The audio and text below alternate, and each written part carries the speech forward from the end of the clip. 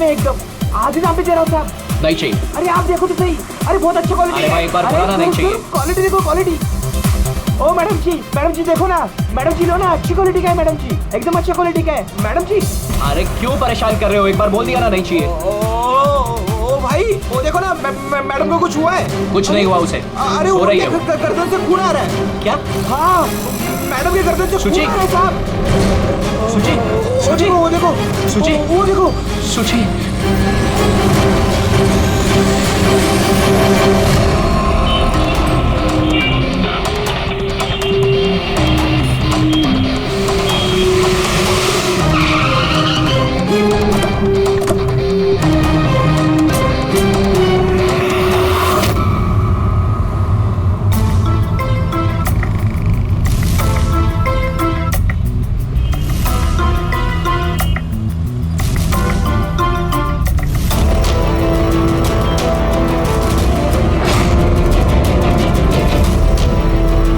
काफी खून बह चुका है, लगता है गोली काफी देर पहले चली थी।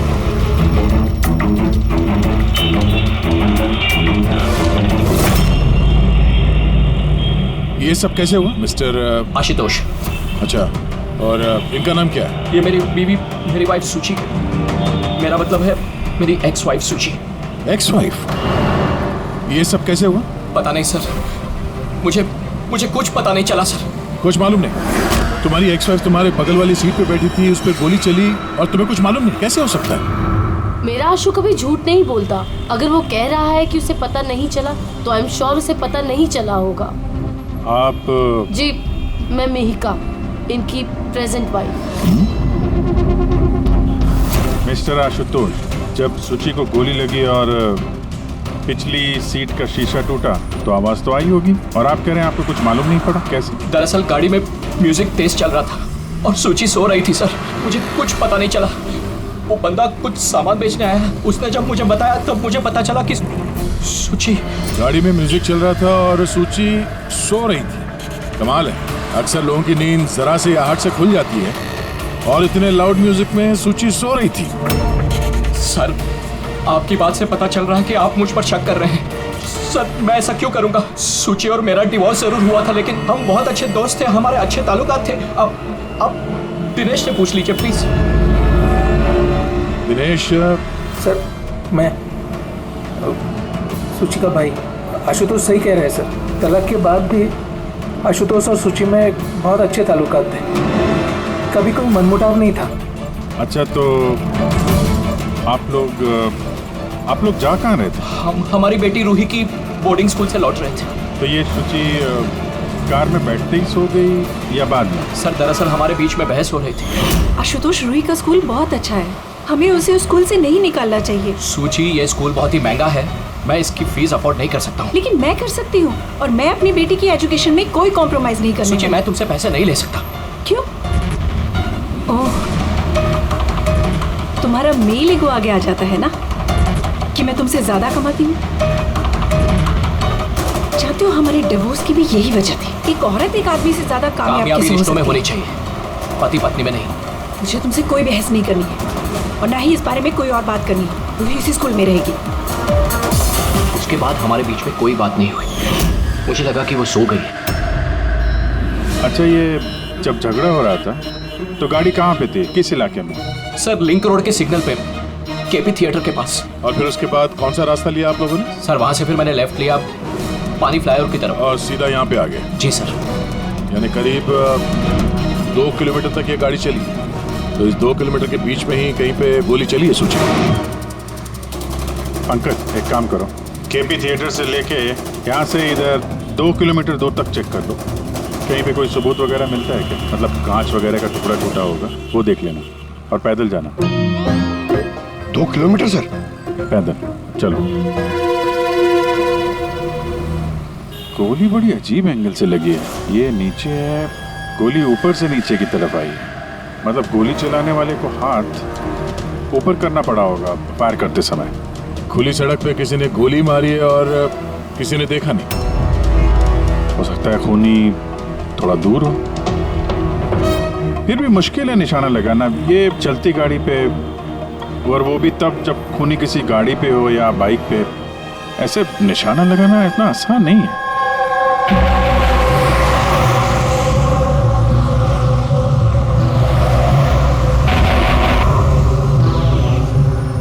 रास्ते में कहीं पे गाड़ी रोकी थी तुमने?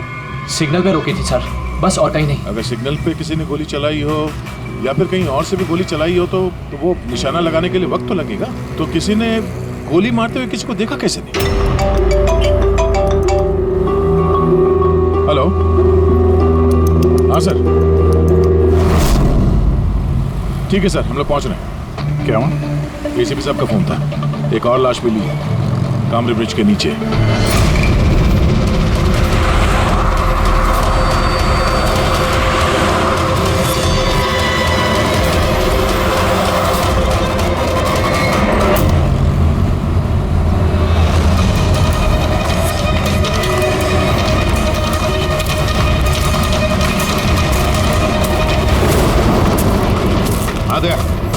सर, आपको पता कैसे चला इस लाश का? लोकल पुलिस को आसपास के लोगों ने कंप्लेंट दी थी। 2 घंटे पहले लाश मिली है। सिर के पीछे घाव है और पीठ पर भी गोली का निशान।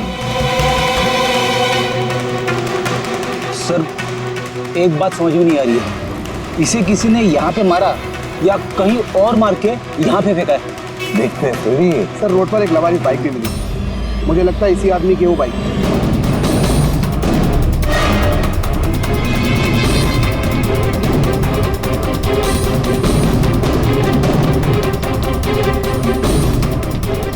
Skid mark.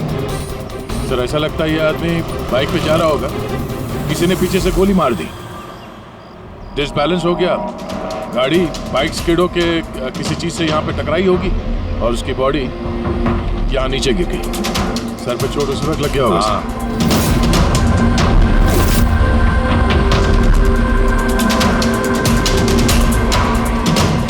सर, समझ में नहीं आ रहा ये आदमी कौन है।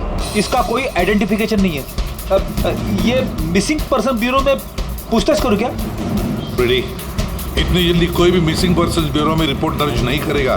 काम करो, आरटीओ में जाकर इस बाइक का रजिस्ट्रेशन चेक करो, सारे के सारे डिटेल्स मिल जाएंगे, मालिक कौन है वगैरह। दूसरे केस का क्या हुआ, कुछ पता चला? नहीं सर, बड़ा अजीब केस है, समझ में नहीं आ रहा गोली किसने चलाई और कहाँ से। सर, वो पूरा इलाका देख लिया सर, लेकिन कोई सुराग नहीं मिला। ट्रैफिक पुलिस से क्या पता है? सर, ट्रैफिक पुलिस वाले, वहाँ के दुकानदार और 2-3 जन और जो खड़े थे उन सबसे पूछा सर, किसी को खून के बारे में कुछ नहीं पता। सर, सूची पे गोली चली कहाँ से? देखते हैं। सर, मैंने कहा ना आपसे, मुझे नहीं पता कि सूची को गोली कब और कैसे लगी। आशुतोष, दिनेश, मेहिका, सूची के सबसे करीब थे ना तुम तीनों भी? नहीं? तो फिर अब बताओ, सूची की मौत से तुम तीनों में से किसका फायदा होने वाला था? क्या मतलब? सर, हम सूची को क्यों मारना चाहेंगे? उसे मेरी सगी बहन थी, सगी बहन। मैं अपनी बहन को क्यों मारूंगा सर? करोड़ों रुपयों के लिए। और क्या? करोड़ों रुपयों के लिए। मुझे क्या फायदा हो सकता था? मेरा और सूची का तो ऑलरेडी डिवोर्स हो चुका था। हो सकता है डिवोर्स ही वो वजह हो। डिवोर्स के बाद भी मैं और सूची बहुत अच्छे दोस्त थे, दोस्त की तरह बर्ताव करते थे। ये भी तो हो सकता है ना कि तुम्हारी अपनी पहली बीवी के साथ जो दोस्ती थी वो शायद तुम्हारी दूसरी बीवी को पसंद ना आई। सर, आप ये कैसी बातें कर रहे हैं? मुझे इनकी दोस्ती से क्या प्रॉब्लम होगी? मुझे इनकी दोस्ती से कोई प्रॉब्लम नहीं थी। मैं बिल्कुल भी इनसिक्योर टाइप की लड़की नहीं हूँ। अगर सूची की हत्या तुम तीनों में से किसी ने नहीं की तो फिर किसने मारा सूची को? किसने मारा? मैं बताता हूँ आपको। सूची एक एनजीओ में काम करती थी। उसने वहाँ पर शैली नाम की एक अकाउंटेंट का भांडाफोड़ किया था, क्योंकि शैली पैसे को लेकर हेराफेरी कर रही थी। तुम्हें लगता है कि शैली का हाथ हो सकता है सबके पीछे? जी हाँ सर, कई बार शैली ने उसको धमकी भी दी थी। सर, मुझे तो लगता है कि ये काम पृथ्वी का हो सकता है। अब ये पृथ्वी कौन है? बड़ा ही बदतमीज किस्म का इंसान है, रोमियो टाइप। सूची ने पुलिस में कंप्लेन भी की थी उसके खिलाफ। कुछ दिन के लिए जेल भी गया था। ठीक है, तुम तीनों जा सकते हो। Thank you sir. Thank you sir.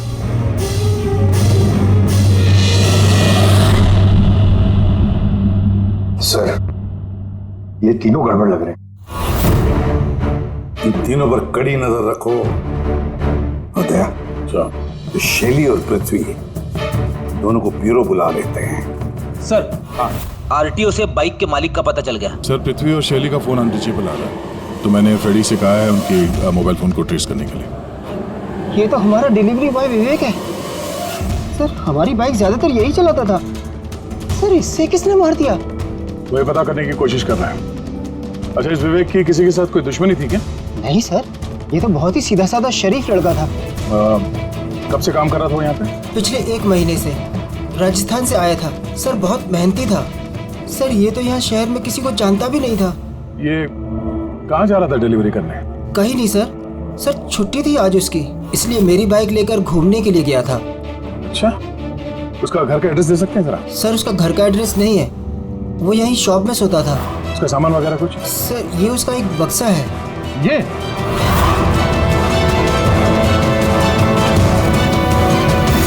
Sir, ये विवेक के बॉक्सेस और सारे सामान चेक किए मैंने, उसमें ये सर्कस के पैम्फलेट्स के अलावा और कुछ नहीं मिला। या तो उसे सर्कस बहुत ही ज्यादा पसंद होगा, या फिर अपने फ्री टाइम में ये पैम्फलेट बना के वो पैसे कमाता होगा। एक ऐसा मर्डर जिसमें सस्पेक्ट ही नहीं है। आखिर सिर्फ विवेक जैसे गरीब आदमी को मार के किसी को क्या फायदा हो सकता है? यही तो फिर ये सूची का दूसरा मर्डर, जिसमें कई लोगों पर हमें शक है, उनमें से कोई भी गाड़ी के पास जाकर के गोली चला सकता था सूची पर? नहीं बस, आई एम सॉरी बट मैं तुम्हारी बात से सहमत नहीं हूँ। कौन सी बात से? यही कि किसी ने इसे पास से गोली मारी। क्या मतलब? सब मतलब ये। यार ये तो राइफल की गोली है। हाँ सर, और ये गोली सूची के गले पर यहाँ इस तरह फंसी हुई थी। गोली राइफल से चली है तो काफी दूर से चली होगी। हाँ बिल्कुल, दूर से भी और बस ऊंचाई से भी। हाँ मैं बताता हूँ। ये देखो बस 50 डिग्री एंगल से सूची को गोली लगी है। गोली यहाँ से आई, उसने कार की खिड़की का शीशा तोड़ा और उसकी गर्दन में आकर के लगी। ये गोली जिस एंगल से आई है सर, कितनी दूर से चली होगी गोली सर? लगभग 70 फीट की ऊंचाई से। किसी बिल्डिंग से गोली चलाई है, स्नाइपर तैयार बैठा था बिल्डिंग के ऊपर गोली चलाने के लिए। काम करो, जरा इस एरिया का मैप निकालो। तो गोली गाड़ी के बाई तरफ से आई थी, और बाई तरफ तकरीबन बहुत सारे ये बिल्डिंग्स और हाई राइज टावर्स है सर। तो जिस जगह पे दोनों का झगड़ा हुआ, वहां से लेके सूची की लाश जहाँ पे मिली, उसके बीच में तकरीबन 15 से 20 टावर्स है। इन्हीं में से किसी एक बिल्डिंग से गोली चली होगी।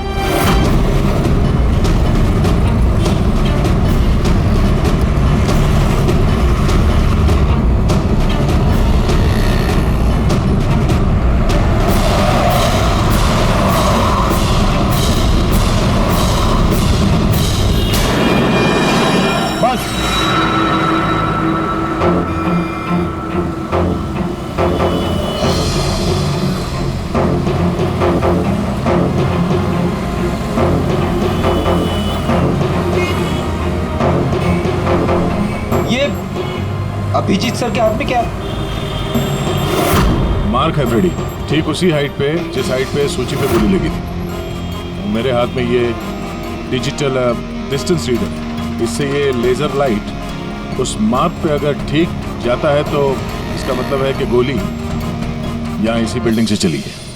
थोड़ा कॉम्प्लिकेटेड है। ठीक है, यह भी करके देखते हैं। हाँ दया, मैं तैयार हूँ। ओके अभिजीत, थोड़ा राइट में आना, राइट में। हाँ हल्का, थोड़ा लेफ्ट, बस बस बस, थोड़ा पीछे, थोड़ा पीछे। ये देखा, ये लेजर ठीक उस मार्क पे हिट नहीं कर रहा, लग नहीं रहा वहां पे। गोली ऐसे नहीं चली सर। एग्जैक्टली। अरे ये स्नाइपर के पास ज्यादा वक्त थोड़ी ना होगा निशाना इधर उधर करने के लिए, जब उसने सूची पे गोली चलाई। एक काम करते हैं, किसी और बिल्डिंग में देखते हैं। ठीक है, चलो।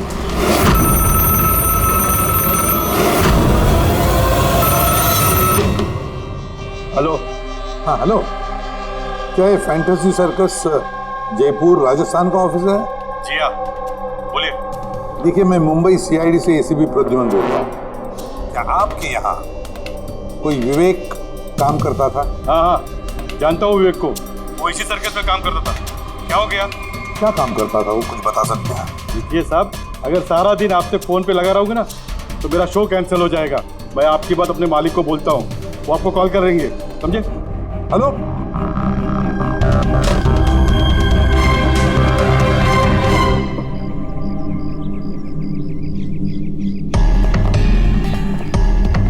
कमाल है सर, बिल्डिंग में वॉचमैन ही नहीं था। लगता है गोली यहीं से चली होगी। देखते हैं। हाँ अभिजीत, रेडी है?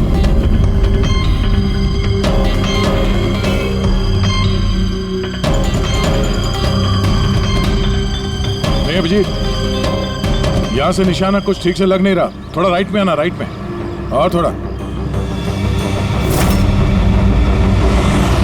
हाँ परफेक्ट परफेक्ट, यहां पे लग गया निशाना। इसका मतलब शुचि यहां पे थी जब उसको गोली लगी। पंकज, फ्रेडी, जरा देखो आसपास, उस स्नाइपर ने कोई सुराग छोड़ा है क्या? लेकिन यार दया, यहाँ पे कोई स्पीड ब्रेकर तो है नहीं।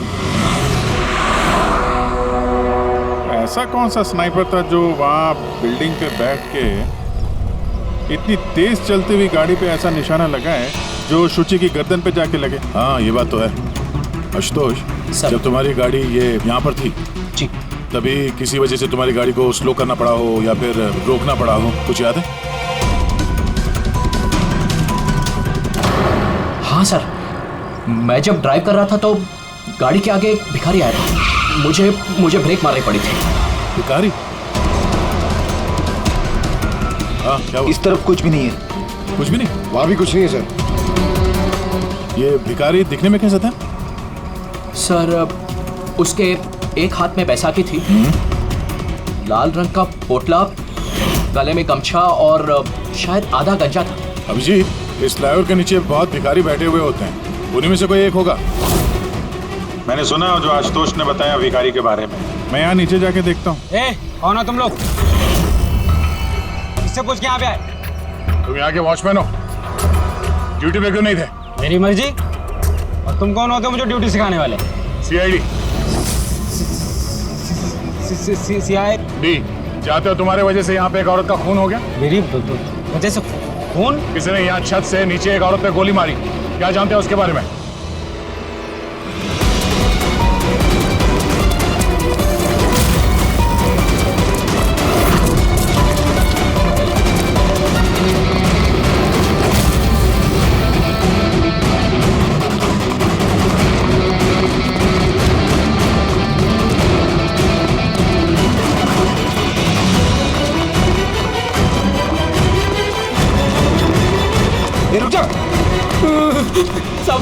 मैंने कुछ नहीं किया सब मैंने कुछ नहीं किया सब मुझे छोड़ दो।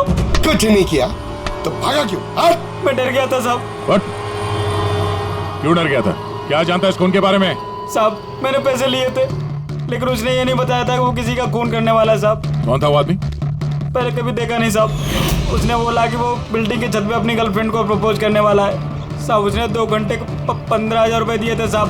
मैंने तो इतने 1 महीने में भी नहीं कमाए साहब। उसने हेलमेट पहन रखा था और चश्मा लगाया हुआ था।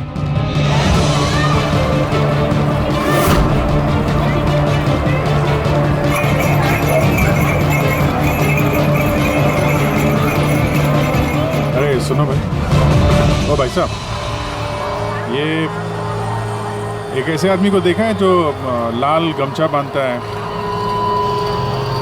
अरे लाल रंग की पोटली रखता है और बैसाखी से चलता है? क्या? अरे सुनो भाई, यार एक आदमी को देखा है तुमने जो लाल रंग का गमछा बांधता है, पोटली है उसके पास लाल रंग की, बैसाखी से चलता है?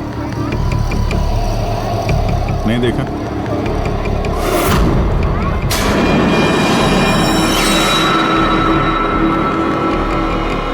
अरे सुनना जरा, अरे सुनो भाई, बात करनी है यार। अरे ए, क्या कर रहा है भाई? अरे रुको यार,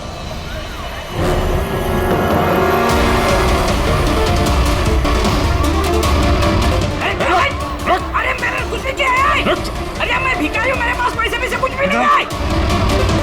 अरे कौन हो, छोड़ दो मुझे। अपाहिज होने का नाटक कर रहा है। तुझे मालूम है बिना पैर के आदमी कैसे जीता है? अरे कौन हो तुम? क्या चाहते हो? मेरे पास पैसे भी से नहीं, मैं रास्ते का भिखारी नहीं बन के जीता। तो जानबूझ के उस लाल वाली गाड़ी के नीचे गिरा था ना? कौन सी लाल गाड़ी? मैं किसी गाड़ी के आगे नहीं आया। साहब क्या दादागिरी है, आप इसे छोड़ दीजिए वरना ठीक नहीं होगा, मैं बता देता हूँ। पीछे सीआईडी से हूँ मैं। किधर जरा शराफत से बता दे, वरना मैं अपने पे आ गया तो बहुत भारी पड़ेगा। नहीं साहब, आप पक्का सीआईडी से तो बताता हूँ। वो एक आदमी ने मुझे पैसा दिया था ये सब करने के लिए, और उसने कहा था कि जैसे ही लाल गाड़ी आती है तुम उसके आगे गिर जाना, तो मैं गिर गया साहब। तुझे पता कैसे चला कि लाल गाड़ी कब आएगी? वो छत पे एक आदमी खड़ा रह के इशारा करने वाला था, जैसे उसने इशारा करना मैं गाड़ी के आगे गिरना, ऐसा हमारा प्लान था साहब। तुझे मालूम है एक औरत का खून हो गया तेरे इस प्लान के चक्कर में? साहब मुझे माफ कर दो, मैं रास्ते का भिखारी हूँ, देखो मेरी हालत कैसी है साहब, मुझे छोड़ दो। ये बता वो आदमी कैसा था दिखने में? नहीं वो साहब मोटरसाइकिल पे आया था, हेलमेट पहने हुआ था, तो चेहरा दिखाई नहीं दिया। अरे यार कुछ तो देखा होगा, कुछ सुना होगा तूने? उसका फोन आया था, सामने वाले ने कहा था कि जल्दी जल्दी मिलने आओ, तो हाँ, तो उसने कहा था कि मैं पहुँचता हूँ। कहाँ पहुँचने का बोला था, कुछ याद है? कुछ सुना तूने? हाँ याद आया, भांडुप मिल। हाँ भांडुप मिल। अच्छा ठीक है वापस आ जाओ, मैं सर को इन्फॉर्म करता हूँ। Okay sir. हाँ अभिजीत भांडुप मिल से वापस आ रहा है। उसका कहना है कि मिल एकदम सुनसान पड़ा है, कोई सुराग हाथ नहीं लगा उसके। खूनी तो वहीं पे भाग कर गया होगा, हो सकता है अभिजीत पहुंचने से पहले वहां से गायब हो गया। पंकज, हाँ सर। पंकज एक काम करो, जिस वक्त सूची को गोली लगी थी उस वक्त उस एरिया में कितने मोबाइल फोन एक्टिव थे पता लगाओ, स्नाइपर का फोन उसी में से एक हो सकता है। चल हाँ। पंकज ये भी देखना कि उनमें से कितने लोग भांडुप मिल गए थे।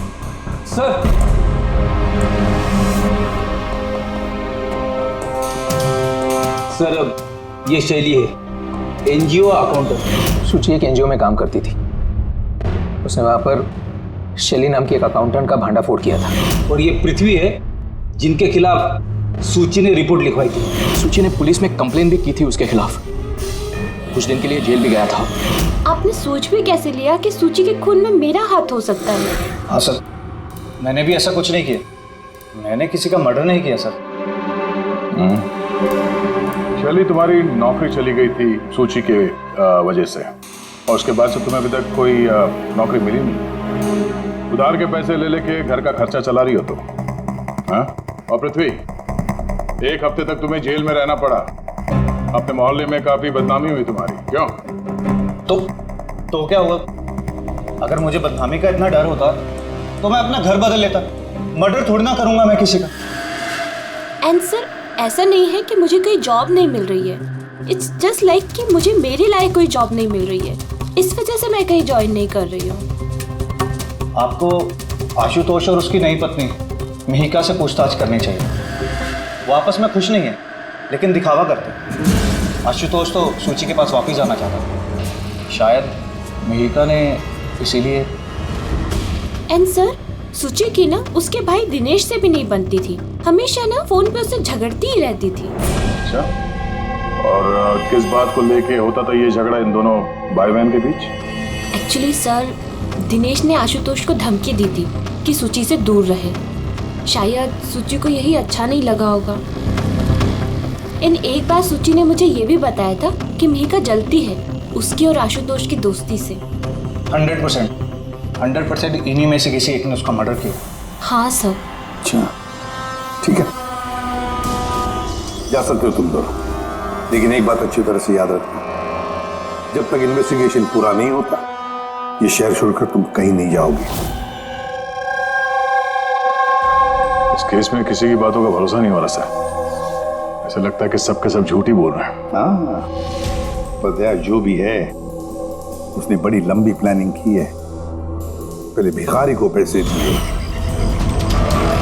फिर वॉचमैन को हायर किया, फिर स्नाइपर को हायर किया, तो सही वक्त मिलते ही सूची को उड़ा दिया। सर। हाँ सर, जिस वक्त सूची को गोली चली थी सर, उस वक्त ब्रिज के आसपास 2000 लोगों के मोबाइल एक्टिव थे। तो उसमें से कौन सा मोबाइल फोन भांडू पुल की तरफ गया देखा? एक फोन गया था सर उस तरफ, लेकिन वो प्राइवेट नंबर है तो वो ट्रैक नहीं हो पाया। और क्या बता सकते हो इस नंबर के बारे में?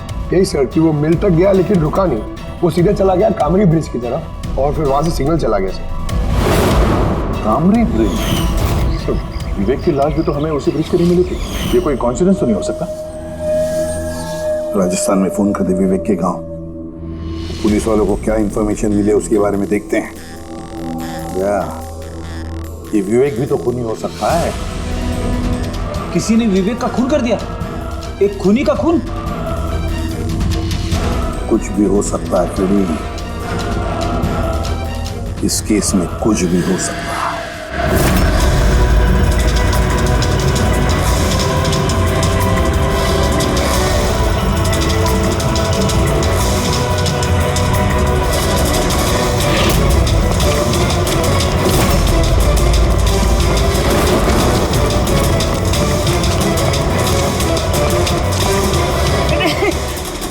अबे बार बार भागता क्यों है? हैं? अरे हाँ, बार बार मेरे पीछे पड़ते हो, क्यों पड़ते हो मेरे पीछे? बात करनी है तेरे से। मुझे नहीं बात करनी है। तो बहुत हुआ साहब, आप हम लोगों को इस तरह परेशान नहीं कर सकते। कोई परेशान नहीं कर रहा, हम अपना काम कर रहे हैं। जाओ। हमको कुछ नहीं सुनना है, जाइए यहाँ से। अरे एक आदमी का खून हो गया, समझ में नहीं आता। हाँ तो क्या हम लोगों ने खून किया है? हाँ, हम लोग गरीब लोग हैं, भीख मांग के खाते हैं, तो इसका मतलब हम पे इल्जाम डाल देंगे आप लोग? हाँ देखो ना।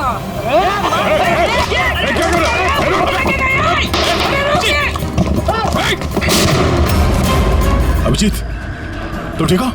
थोड़ा सा। ओह नो, पत्थर लग गया है। क्या किया तुम लोगों ने? हाँ? ये देख, इसने पैसे दिए थे तुम्हें? इसका भी खून हो गया? हाँ, मर गया ये। ध्यान से देख, क्या ये वही आदमी है जिसने तुझे बोला था कार के आगे गिरने के लिए? जरा जूम करो।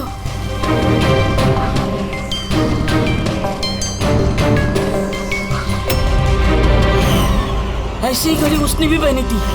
शायद जिसने पैसे दिए होंगे इस आदमी को, उसी ने सबूत मिटाने के लिए इसे भी मार दिया। हाँ पंकज। हाँ अच्छा। ओह ठीक है ठीक है। Okay thank you. पंकज का फोन था, बता रहा था कि विवेक राजस्थान में किसी सर्कस में काम कर रहा था, निशानेबाज था।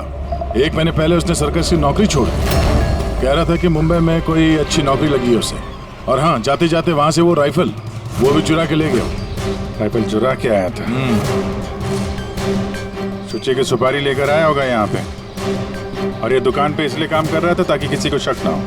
हाँ, और इस पूरे जुर्म का जो मास्टरमाइंड है वो राजस्थान तो गया होगा इस विवेक को सुपारी देने के लिए।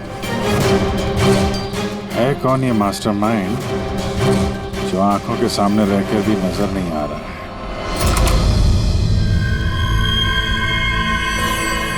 अरे मिस्टर आशु। सर आप लोग यहाँ? मिस्टर आशु, उस आदमी का पता चल गया है जिसने सुची पे गोली चलाई थी। वाह, दैट्स अ ग्रेट न्यूज़। आपने पकड़ लिया उसे? विवेक नाम है उसका। आप लोग किसी विवेक को जानते हो? नहीं तो। कमाल है, आप किसी विवेक को नहीं जानते हो, मगर 15 बार कॉल किया आपने अपने मोबाइल से। क्या? सर मैं जब किसी विवेक को जानता ही नहीं हूँ तो मैं उसे फोन क्यों करूँगा? सिर्फ इतना ही नहीं, उससे मिलने तुम राजस्थान भी गए थे। सर्कस में उसकी गोली चलाने की कला तुम्हें इतनी पसंद आ गई थी कि सूची को मारने का कॉन्ट्रैक्ट भी दे दिया उसे। क्यों? 1 मिनट सर, 1 मिनट। ये बात सच है कि मैं बिजनेस ट्रिप के लिए राजस्थान गया था, लेकिन मैं कोई सर्कस में नहीं गया था। और मैं जब कोई विवेक को जानता ही नहीं हूँ तो मैं उसे फोन क्यों करूँगा? तो क्या ये तुम्हारे फोन रिकॉर्ड झूठ बोल रहे हैं? सर ये हो सकता है कि मेरे फोन से किसी और ने फोन किया हो मेरी गैर मौजूदगी में। अच्छा, तो आप अपना फोन ऐसे ही लापरवाही से इधर उधर छोड़ देते हैं क्या? नहीं सर। हाँ सर। अच्छा ठीक है sir, okay sir, okay. Doctor Salunke का फोन था, हमें फॉरेंसिक लैब में बुलाया आशुतोष को लेके। बस सूची यहाँ बैठी हुई थी इस सीट में, और ये इस सीट का हिस्सा है जो पीछे की तरफ, और ये है वो लीवर जिससे सीट आगे पीछे होती है, और इस लीवर को जाम कर दिया गया है। देखो, लीवर को जाम कर दिया गया है। हाँ यार, बस यही सुना कैसे? इसके लिए आपने हमको वहां से बुलाया? पंकज, क्या तेरी पूरी बात सुनो ना। सुराग ये नहीं है कि ये लीवर अटका हुआ है, सुराग ये है कि इसे जानबूझकर पीछे अटकाया गया। और सर, सीट जानबूझ के कोई खराब क्यों करेगा? यही तो हम लोग भी सोच रहे थे। आशुतोष, ये तुम्हारी इस गाड़ी की सीट कब से ऐसी है, कब से पीछे अटकी पड़ी है?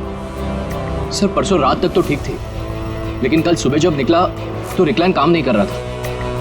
मेरे पास ठीक कराने का वक्त नहीं था, इसलिए ऐसे ही निकल पड़ा।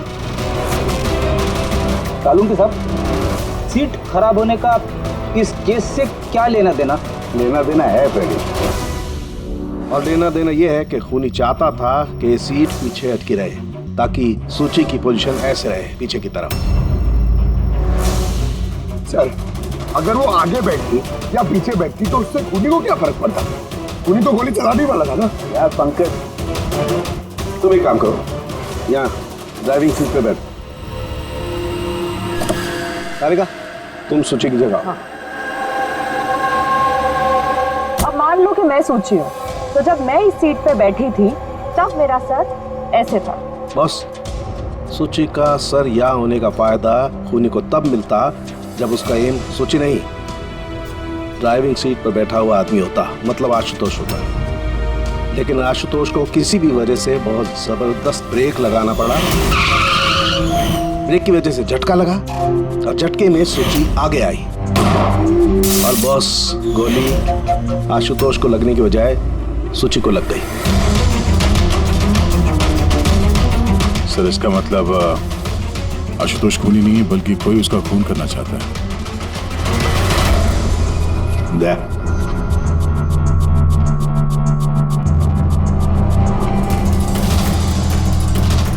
आशुतोष जी सर। सर, एक बात बताओ, तुम्हारा कोई दुश्मन है? कोई ऐसा दुश्मन जो तुम्हारी जान लेना चाहता है? याद करके बताओ, सोचो। नहीं सर, मेरी किसी से कोई दुश्मनी नहीं है। नहीं कैसे आशुतोष, कोई तो होना चाहिए जिसने उतनी प्लानिंग की है तुम्हारी जान लेने की, इस चीज को भी जाम कर दिया। नहीं सर, ये हो ही नहीं सकता, क्योंकि ये गाड़ी की एक ही चाबी है और वो चाबी हमेशा मेरे पास ही रहती है। मुझे तो खुद समझ में नहीं आता सर कि ये सब क्या हो रहा है। कोई बात नहीं आशुतोष, वो जो कोई भी है हम पता करने की कोशिश करेंगे कि कौन है वो जो तुम्हें मारना चाहता है। ठीक है, चलो चलते हैं, आ जाओ। जी सर। सर, हमने आशुतोष को जाने क्यों दिया? अगर खूनी ने फिर से हमला कर दिया तो? देखते रहना पंकज, अब हम आशुतोष की हर मूवमेंट को ट्रैक करेंगे, हर बात हमें सुनाई पड़ेगी। सर, वो किसे? ट्रांसमीटर बग जो लगाया है।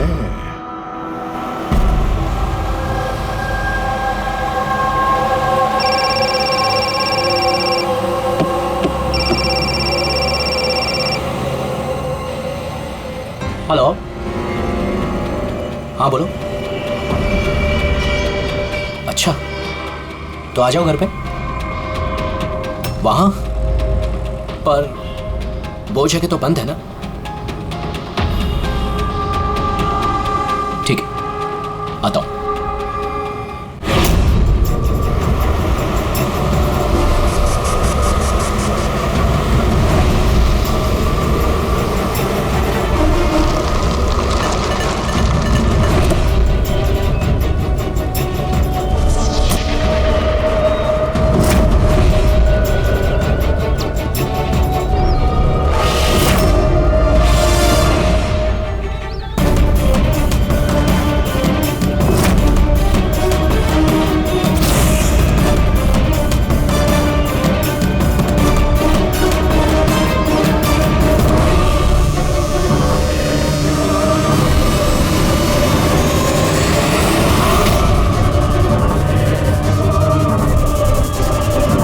क्या कर रहे हो?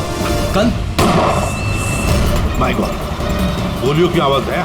जल्दी चलो, कहीं और एक खून न हो जाए। सब बस पहुंच ही रहे हैं हम लोग। सर, हाँ, हमारा ये वाला जो सस्पेक्ट है सर, अभी अभी खबर आई कि ये भी राजस्थान गया था आशुतोष का पीछा करते करते। ये तो आशुतोष के बिल्कुल करीब था।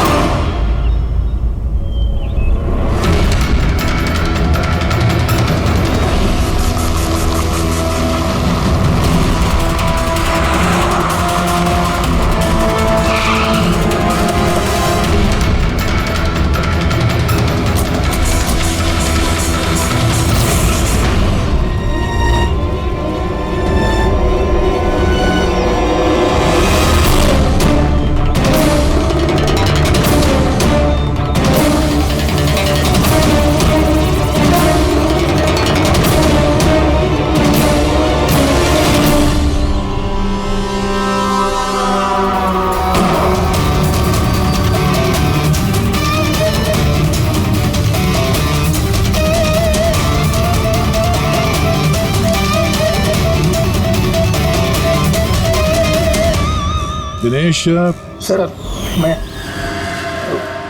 सूची का भाई। मर गया सर। मैंने कुछ नहीं किया सर। ये मुझे मारना चाहता था सर। ये मारना चाहता था मुझे। क्यों मारना चाहता था इसमें? सर इसे लग रहा था कि इसकी बहन की बर्बादी का जिम्मेदार मैं हूँ। शादी के बाद सूची डिप्रेशन में चली गई थी और उसे अपने आप को मारने की भी कोशिश की। और ये सब मैं नहीं जानता था सर, बिल्कुल नहीं जानता था। जाने अनजाने में इन दोनों की मौत का जिम्मेदार मैं बना होता। जाने अनजाने। पंकज, इसे जरा छांव में बिठा दो। मेरी फोरेंसिक लैब भेज दो।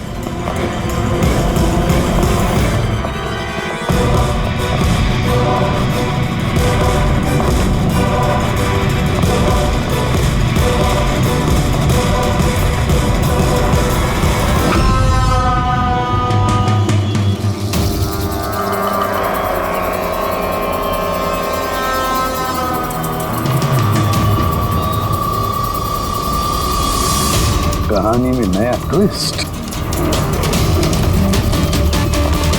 आशुतोष,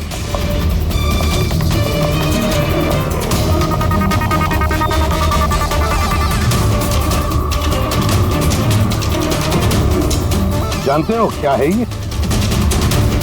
नहीं सर, मुझे नहीं पता। नहीं पता? अभी जान जाओगे।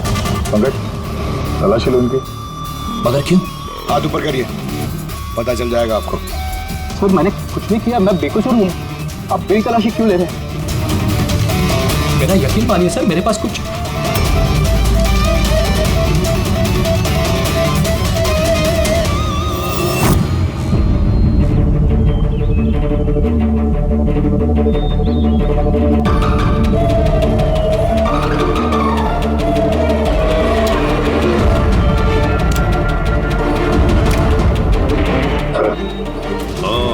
Rubber bullets. मुझे नहीं पता सर, इससे क्या साबित होता है? क्या साबित होता है? हा? तुमने इस गन से दिनेश का खून किया, असली बुलेट से। हा? तो फिर ये गन कैसे आई तुम्हारे पास? और वो नकली रबर बुलेट कैसे फायर हुआ और कब?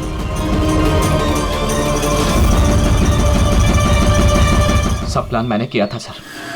A to Z प्लान मेरा था। सूची की मौत, दिनेश की मौत, और वो प्लान भी यही था कि आप लोगों को यही लगे कि सूची की मौत गलती से हुई थी, बल्कि असली टारगेट मैं था। और आप लोगों का शक दिनेश पर जाए। लेकिन सारा प्लान मिट्टी में मिल गया, सब कुछ मिट्टी में मिल गया। क्यों मारा तुमने सूची को? क्या मिला तुम्हें सूची को मारकर? सूची मेरी बेटी रूही को लेकर हमेशा हमेशा के लिए देश छोड़कर जा रही थी सर, और ये बात उसने मुझसे छिपाई थी। आप ही बताइए सर, अपनी इकलौती बेटी को खुद से दूर कैसे करने देता? और इसलिए तुमने विवेक को उस शार्प शूटर को पैसे दिए अपनी बीवी सूची की जान लेने के लिए। और जैसे उसने काम खत्म कर दिया तुमने उसे भी मार डाला। तुमने दिनेश को ऐसा क्या कहा कि वो तुम्हें मारने के लिए यहाँ पर आ गया? मैंने मिहिका को दिनेश के पास भेजा था। क्या? हाँ दिनेश, मुझे अभी पता चला कि आशुतोष ही तुम्हारी बहन की मौत का जिम्मेदार है और वो तुम्हें भी मारना चाहता है। नहीं नहीं, मैं उसे छोड़ूंगा। दिनेश पागल हो गए हो क्या? खून करोगे तो? उसने मेरी बहन को मारा, मेरी सगी बहन को। एक पत्नी को मेरी बहन को मारते उसे कुछ नहीं लगा। नहीं, कुछ भी हो जाए मैं उसे छोड़ नहीं सकता, मैं उसे नहीं छोड़ सकता। मेरी बात तो सुनो। और मौका मिलते ही उसकी गन बदल दी। जो गोलियां दिनेश तुम पर चला रहा था वो नकली थी? हाँ, लड़ाई के दौरान मैंने गन बदल दी थी ताकि आप लोगों को लगे कि आत्मरक्षा के लिए मैंने दिनेश को मारा है और आप लोगों के सामने मैं बेगुनाह दिखूं। क्या छोड़ा तुमने अपनी बच्ची के लिए? न मां न बाप। उसी बच्ची को पाने के लिए तुमने उसी की मां को मार डाला और फिर इस जुर्म में तुम भी जिंदगी भर जेल की सलाखों के पीछे सड़ते रहोगे। बताओ आशुतोष, क्या मिला तुम्हें अपनी बच्ची को इस तरह से अनाथ करके?